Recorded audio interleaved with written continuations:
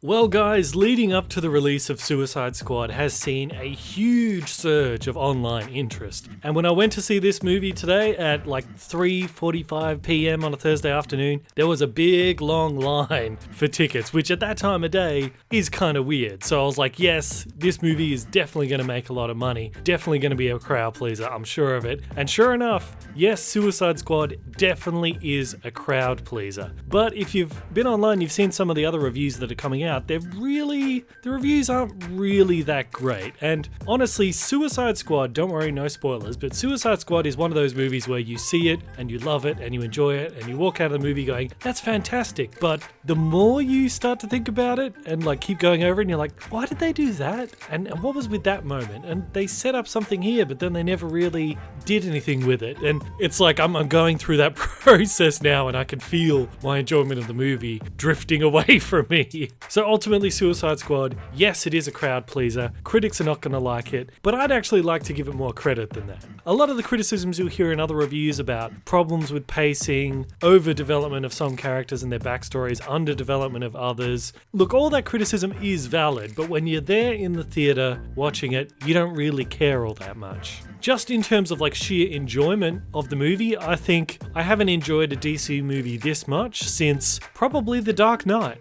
Probably that far back. There was a few moments where I did actually laugh out loud, and would I have liked them to spend a bit more time developing certain characters, specifically Harley Quinn and Joker's relationship? Yeah, but I understand it's a team movie. Of course, we're not gonna get all that. And the Joker, I gotta say, I feel like I need to see more of him before I can decide exactly how I feel about this Joker, because he wasn't in the movie like hardly very much at all. I bet if you put all these scenes together, it wouldn't even be 5 minutes. Like, Jared Leto seemed to do a good job, but he didn't really get a chance to go full Joker, so it's hard to even really assess his Joker. But I will say this, you remember when the photo first came out of him with all the tattoos and everyone went berserk about the deranged tattoo on his head? In live action, you don't even really notice it, so it's okay. It's one of those things that doesn't work as a still photo, but when you see it in the movie, in the context, it does work. Besides, loads of people in this movie have crazy tattoos. And again, without giving any spoilers, the whole sort of villain plan and all that is very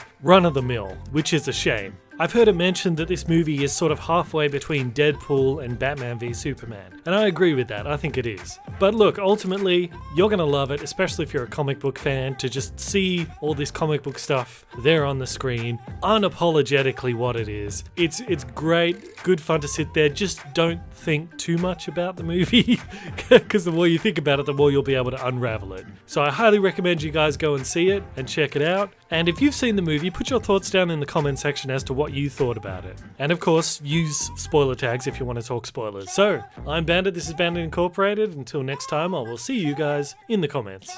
Harley Quinn has been a fan favourite for a very long time, and with the Suicide Squad movie, we will finally be getting a big screen live adaptation of Joker's leading lady. But who really is Harley Quinn? Well, there's a whole bunch of videos out there covering her classic origin, of how she's a psychiatrist brought in to treat the Joker, but then the Joker ends up converting her rather than the other way around. But I instead want to focus on the New 52 origin, because that seems to have the most in common with a Margot Robbie version. Plus, it's the only version that really sort of delves into her personality and her psychology, and she's actually pretty damn interesting.